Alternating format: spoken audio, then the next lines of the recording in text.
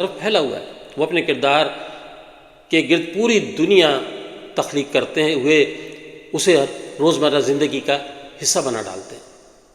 یہ کردار کسی ملک، شہر، علاقے، سڑکیں، گلیاں، بازار، چھوٹے بڑے مکانوں، دکانوں، فلیٹوں کی اترتی چڑھتی سیڑھیوں، گزرگاہوں پر زندگی کا بوجھ ڈھوتے، دکھ و مسرت کا احساس لیے اور لا حاصلی کا عذاب کندھوں پر اٹھائے چلتے پھرتے دکھائی دیتے ہیں. وہ اپنے چھوٹے چھوٹے جملوں میں زندگی کا فلسفہ اتنی آسانی سے بیان کر جاتے ہیں کہ رشک آتا ہے. اخلاق احمد کے بنائے ہوئے کرداروں کی ایک خوبی یہ بھی ہے کہ وہ انسانیت پر یقین رکھتے ہیں، دوسروں کے کام آتے ہیں، محبت کرتے ہیں، ایسی محبت جو کبھی کبھی عشق کے اعلیٰ ترین درجے پر فائز ہو جاتی ہے. وہ خود سرشار ہوتے ہیں اور دوسروں کو بھی سرشار کرتے ہیں.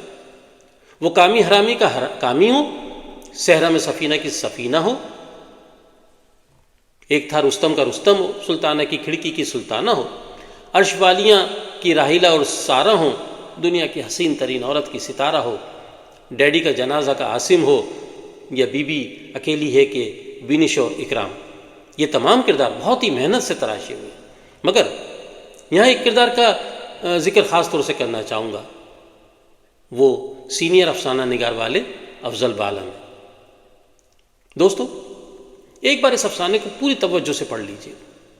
آپ کو ایسا لگے گا کہ اخلاق احمد صاحب نے کاغذ پر کردار کو نہیں اتارا بلکہ جیتا جاگتا شخص ہمارے سامنے پیش کر دیا ہے، معصوم اور بے ضرر. یہ ان بہت سے افسانوں میں سے ایک ہے جو آخری سطر تک آتے آتے قاری کو بے ساختہ واہ کہنے پر مجبور کر دیتے ہیں. اخلاق احمد کے افسانوں کی ایک خوبی یہ بھی ہے کہ وہ سماجی حقیقتوں اور اطراف میں پھیلی ہوئی سچائیوں کو بیان کرنے کے لیے افسانے کی گتھی ہوئی پوشاک میں بے محل خطابات کی پیوند کاری نہیں کرتے، بلکہ وہ اپنے کرداروں کے درمیان مکالموں کے ذریعے ان غیر معمولی حقیقتوں کا انکشاف نہایت روانی سے یوں کرتے چلے جاتے ہیں کہ وہ افسانے کا حصہ بن جاتے ہیں. اگر قاری سماج سے جڑا ہوا ہے تو بہت آسانی سے اس کی تہہ تک پہنچ جاتا ہے. اخلاق صاحب نے 5 دہائیوں میں جتنا بھی ادب تخلیق کیا ہے، اس کی روشنی میں یہ بات بہت آسانی سے کہی جا سکتی ہے کہ وہ ایک مکمل افسانہ نگار ہے.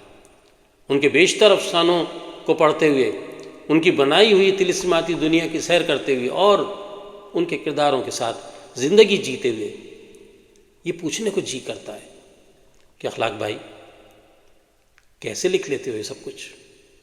بہت بہت شکریہ.